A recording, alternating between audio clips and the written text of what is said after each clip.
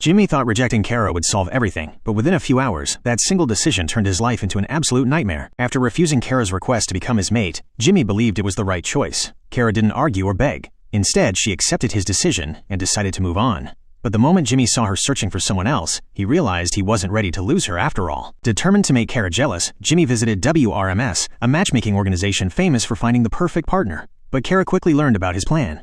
Instead of getting upset, she smiled and turned it into a competition. Now she was determined to prove that Jimmy would regret rejecting her. At WRMS, Jimmy was introduced to a beautiful woman who seemed almost too perfect. She confidently flirted with him before asking one strange question. "Are you open-minded?" Before Jimmy could answer, she suddenly injected him with a mysterious serum. Within seconds, his body went completely out of control. His muscles expanded, sharp claws burst from his hands, thick fur covered his skin, and Jimmy transformed into a terrifying wolfman. Terrified, Jimmy immediately called Superman for help.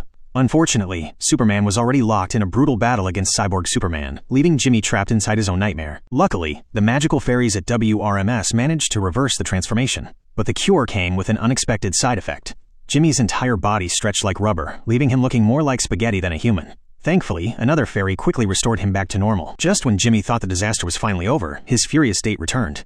Unable to accept rejection, she transformed into a gigantic monster and grabbed Jimmy, shouting that if she couldn't have him, no one ever would. This time, Superman arrived just in time. Working together with the host of The Worm Show, he used a powerful serum to shrink the giant back to normal and finally rescued Jimmy before things became even worse. In the end, Jimmy survived the most bizarre date of his life and probably learned that making someone jealous can create far bigger problems than simply telling the truth in the first place.